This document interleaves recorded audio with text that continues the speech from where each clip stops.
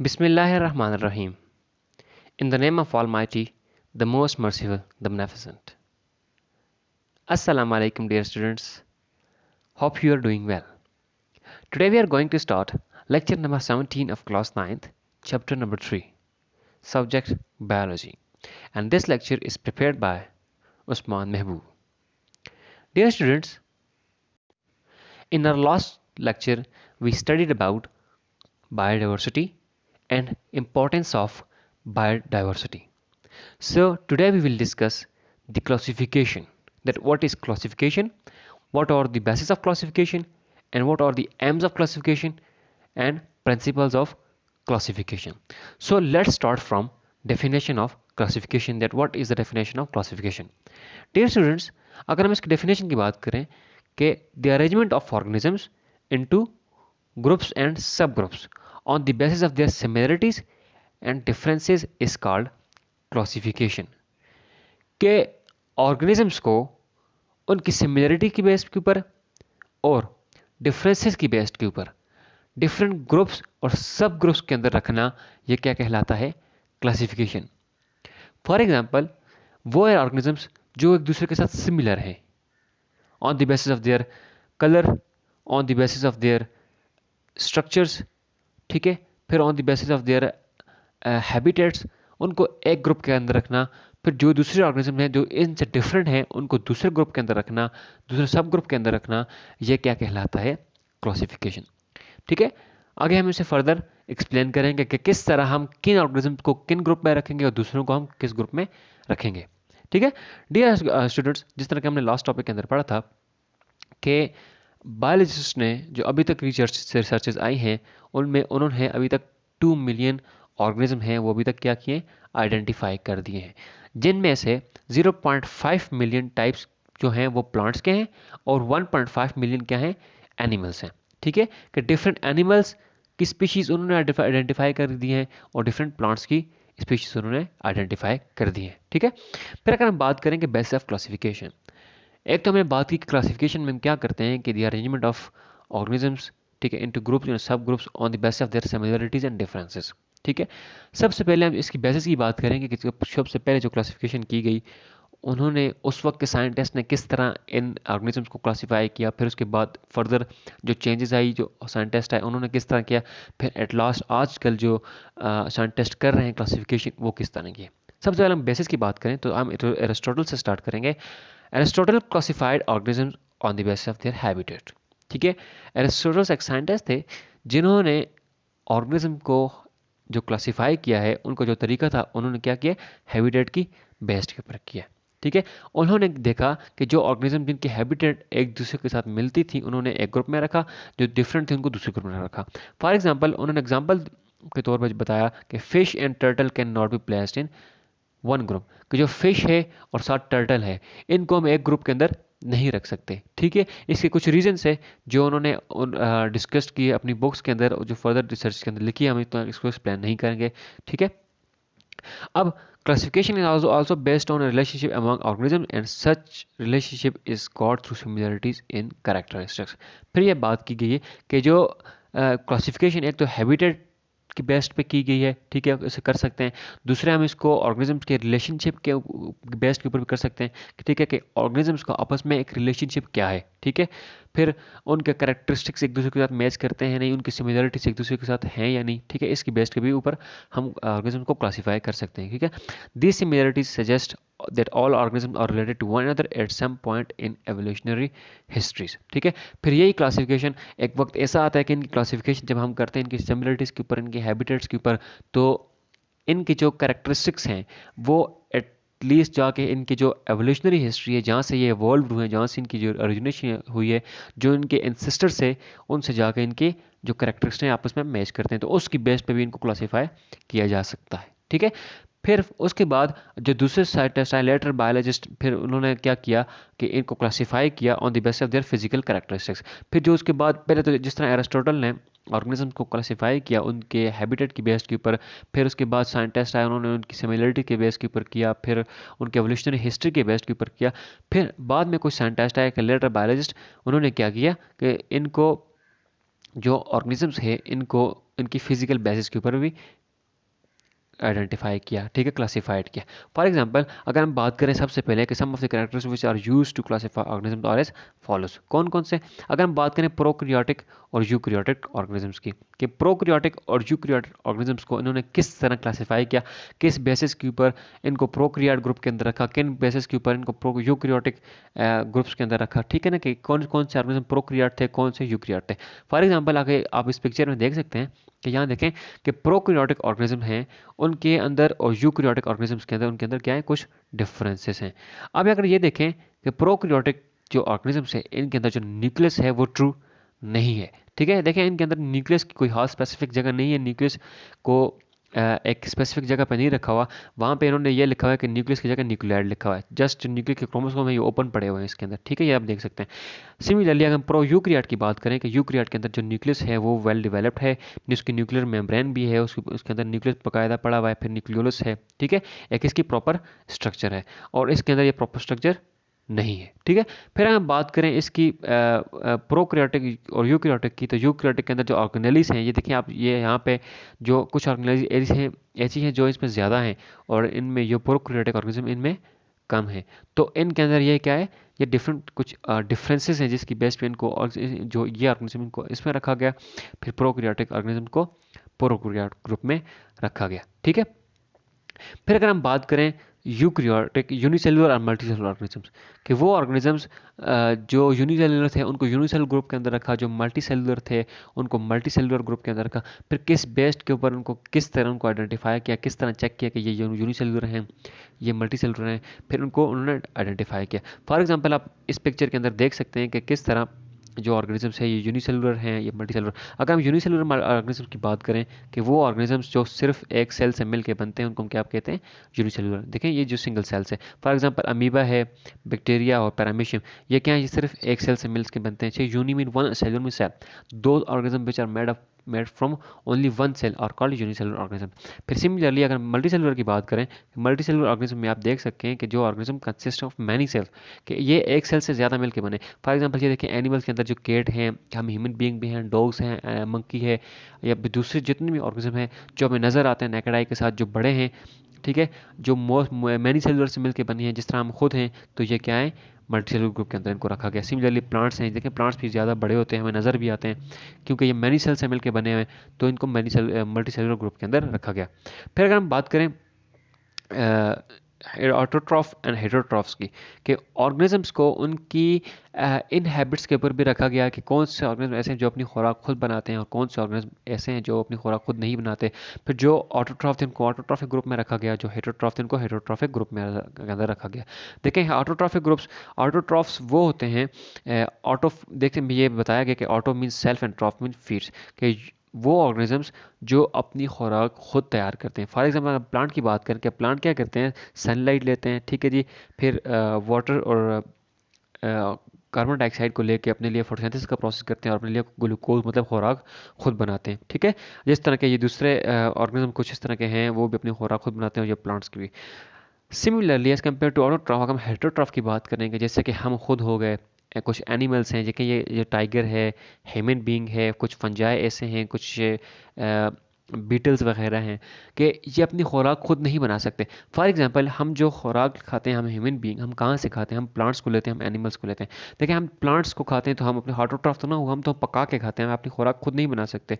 Animals के अंदर ये एबिलिटी नहीं है कि वो सनलाइट को लेके या फिर दूसरी इस तरह की कुछ अंदर केमिकल सब्सटेंस, कुछ इस तरह के केमिकल रिएक्शंस करें कि अपने अंदर खुद खुराक बनाएं, लेकिन वो नहीं बना सकते। तो इसका मतलब यह है कि ह्यूमंस, एनिमल्स और जितने अदर ऑर्गेनिजम्स हैं जो हेटरोट्रॉफ हैं, वो उनको हेटरोट्रॉफिक ग्रुप में रखा गया। और प्लांट्स और कुछ ऐसे अदर माइक्रो ऑर्गेनिज्म भी हैं जो अपनी खुराक खुद बनाते हैं, जिनके अंदर क्लोरोप्लास्ट मौजूद होता है, ठीक है।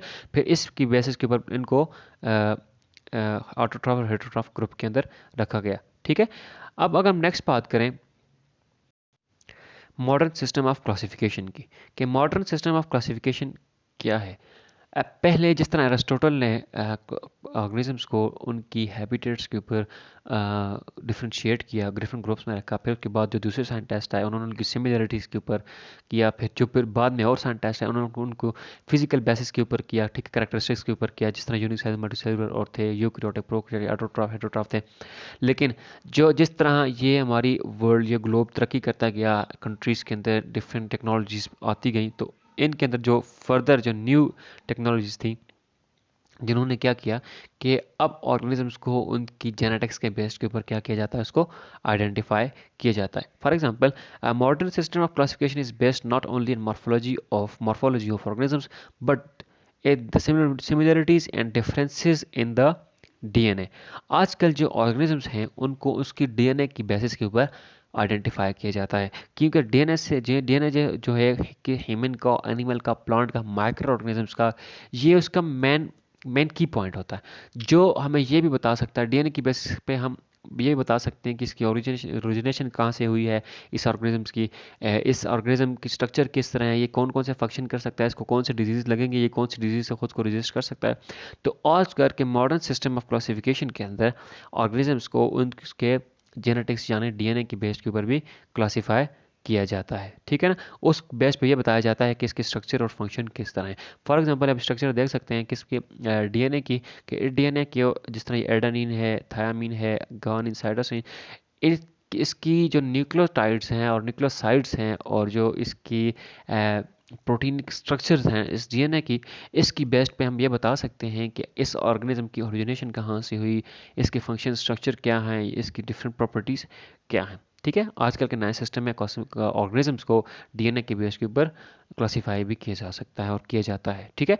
नेक्स्ट हम बात करेंगे कि एम्स ऑफ क्लासिफिकेशन क्या है, कि क्लासिफिकेशन करने का मकसद क्या था साइंटिस्ट का। साइंटिस्ट ने इन ऑर्गेनिजम्स को क्यों क्लासीफाई किया, क्यों इनको डिफरेंट ग्रुप्स में रखा, इसका मकसद क्या था। सबसे पहले हम बात करें कि to determine the similarities and differences among the organisms, कि इस बात का साइंटिस्ट तयन कर सकें कि कौन से ऑर्गेनिज्म हैं वो सिमिलर हैं और कौन से डिफरेंसेस हैं। इनको अलग करके रखा कि ये वाले ऑर्गेनिजम्स सिमिलर हैं और दूसरे ऑर्गेनिजम्स क्या डिफरेंट हैं, ठीक है। जो दूसरा इनका जो मेन पॉइंट था कि it makes easier to study the number of species, ठीक है। एक तो क्लासिफिकेशन का हमें ये पता चल सके कि सिमिलरिटीज और डिफरेंसेस का पता चल गया। दूसरा पॉइंट ये है कि इससे हम स्टूडेंट्स हैं, साइंटिस्ट हैं, अदर रिसर्चर्स हैं, वो इजीली स्टडी कर सकते हैं उन ऑर्गेनिजम्स को कि ये स्पीशी कौन से ऑर्गेनिज्म की है और दूसरी स्पीशी कौन से ऑर्गेनिज्म की है। हमें क्लासिफिकेशन की वजह से अब इजी हो गया है कि हम किसी भी ऑर्गेनिज्म की स्पीशी को इजीली स्टडी कर सकते हैं, ठीक है। फिर तीसरा जो पॉइंट है कि to find the inter relationship among organism. तीसरा एम ये है क्लासिफिकेशन का कि हम ऑर्गेनिज्म के अंदर उनका रिलेशनशिप फाइंड कर सकें कि कौन सा ऑर्गेनिज्म किस बेस के ऊपर एक दूसरे के साथ मैच कर रहा है, डिफरेंस कर रहा है, एक दूसरे के साथ ताल्लुक क्या है, कौन से कैरेक्टरिस्टिक इस ऑर्गेनिज्म के ऐसे हैं कि दूसरे दूसरे ऑर्गेनिज्म के साथ मैच कर रहे हैं, ठीक है, उस स्पीशी के दूसरी स्पीशी के साथ, ठीक है। नंबर फोर्थ की हम बात करें कि to name and place organism in proper place, ठीक है। क्लासिफिकेशन की वजह से हमें ये भी हेल्प मिली कि हम ऑर्गेनिज्म को उसका अच्छा सा नेम दे सकते हैं, ठीक है, जो हम बाद में याद कर सकते हैं और उसको उस नेम के उसके ऊपर हम उसको कैटेगराइज करके फर्दर हम बुक्स के अंदर उस नेम के ऊपर उसको दिखा सकते हैं कि इस स्पीशी का ये नेम है, दूसरी स्पीशी का नहीं ये नेम। अगर हम बात करें फॉर एग्जांपल वीट को क्या कहा जाता है, वीट को कहा जाता है कि ट्रिटिकम एस्टिवम, ठीक है। अब देखें एस्टिवम और ट्रिटिकम, एस्टिकम उसको स्पीशी का नाम दिया, ट्रिटिकम उसके जीनस का नाम है। तो ये फिर इस तरह फिर जी मेज, मेज का नाम है उसका, मेज को नाम दिया गया है, जी मेज का दिया गया है। इसी तरह डिफरेंट स्पीशीज़ को डिफरेंट नेम दिए गए। अगर हम ह्यूमन की बात करें, ह्यूमन को होमो सेपियन कहा जाता है, ठीक है। फिर बात करें कि to study the an organism systematically, कि किसी भी ऑर्गेनिज्म की के बॉडी को स्टडी करना, उसके सिस्टम को स्टडी करना एक सिस्टम के तहत, ठीक है ना, कि हमें पता होना चाहिए कि इस जो लाइन है उसकी बॉडी का सिस्टम किस तरह है, जो दूसरा एनिमल है उसकी बॉडी का सिस्टम किस तरह है। इनको सिस्टमेटिकली स्टडी करना, इसके ऊपर रिसर्चेस करना, ये हमें क्लासिफिकेशन की वजह से आसान हो चुका है, ठीक है। फिर बात करेंगे प्रिंसिपल ऑफ क्लासिफिकेशन, कि अब हमने पहले से तो ये पढ़ा कि क्लासिफिकेशन है क्या चीज़, फिर किस तरह साइंटिस्ट ने किस बेस के ऊपर किया, फिर इसके एम्स क्या थे, क्यों किया गया था, मकसद क्या था। अब हम पढ़ेंगे कि प्रिंसिपल ऑफ क्लासिफिकेशन, कि किस प्रिंसिपल, किस रूल के तहत, किस लॉ के तहत हम इन ऑर्गेनिजम्स को क्लासीफाई कर सकते हैं, ठीक है। चलें एक बाय वन इसको हम स्टडी करते हैं। सबसे पहले जो प्रिंसिपल बताया गया है कि organisms are classified on the basis of their apparent similarities such as colour, height and weight. सबसे पहले हम ऑर्गेनिज्म को जब क्लासिफाई करेंगे तो हम उसको उसकी सिमिलरिटीज़ की बेस के ऊपर क्लासिफाई कर सकते हैं। अब सिमिलरिटीज़ क्या है कि जो डिफरेंट ऑर्गेनिज्म हैं उनका अगर आपस में स्ट्रक्चर मैच कर रहा है, उनके कलर मैच कर रहा है, ठीक है, उनकी हाइट सेम है, उनका वेट सेम है, तो हम किसी हद तक उनको एक ग्रुप में रख सकते हैं। ठीक है, ये एक छोटा सा पॉइंट है। अगर हम नेक्स्ट नेक्स्ट बात करें कि on the basis of their internal structures and stages of development, ठीक है, एक तो हमने कहा कि उनके सिमिलरिटीज़ की बेसिस के ऊपर उनके स्ट्रक्चर, उनका फंक्शंस, उनके कलर, फिर हाइट और वेट की बेस में। दूसरा ये बताया कि उनके इंटरनल स्ट्रक्चर्स क्या हैं, कि जिस तरह हम अगर बात करें यहाँ पे इंसेक्ट्स की बात करें कि बीटल, कॉकरोच की बात करें कि कॉकरोच का इंटरनल सिस्टम किस तरह है, सेम एज वहाँ पे जो दूसरी बीटल है उसका इंटरनल सिस्टम किस तरह है। तो दोनों का इंटरनल सिस्टम को भी देखेंगे, उनकी स्टेज ऑफ डेवलपमेंट को देखेंगे कि यहाँ पे एक सबसे पहले इंसेक्ट क्या है, वो एग प्रोड्यूस करता है, एग से फिर वो लार्वा, फिर प्यूपा, फिर जो एडल्ट स्टेज आती है उसकी बेसिस के ऊपर देखना, फिर साथ दूसरे ऑर्गेनिज्म को देखना कि उसके अंदर प्यूपा का स्टेज नहीं है, सिर्फ लार्वा और एडल्ट डायरेक्ट हैं। तो इनके ऊपर भी क्या है, इनको डिफ्रेंशिएट करना। ह्यूमन बीइंग की बात करें तो बेबी बॉर्न होता है तो उसकी भी डिफरेंट स्टेजेस ऑफ डेवलपमेंट होती हैं, जैसे फीटस के अंदर, ह्यूमन मदर की फीटस के अंदर उसकी डेवलपमेंट की बेसिस होते हैं। अगर हम मंकी की बात करेंगे तो मंकी के जो बेबी होता है उसकी डेवलपमेंट की डिफरेंट स्टेजेस होती हैं। एग्स की बात करें, हैन का जो मुर्गी के अंडे हैं तो उसकी भी डिफरेंट वो होती हैं। ठीक है, नेक्स्ट है कि when they have more homologous structure. ठीक है, जो नेक्स्ट पॉइंट है कि when they have more homologous structure. Dear students, homo means same and logos means structure of their body. ठीक है, अगर हम बात करें ऑर्गेनिजम्स की होमोलोगस स्ट्रक्चर की, तो ये जो डिफरेंसेस हैं या जो स्ट्रक्चर्स हैं ये क्रोमोसोम की बेस पे की गई हैं।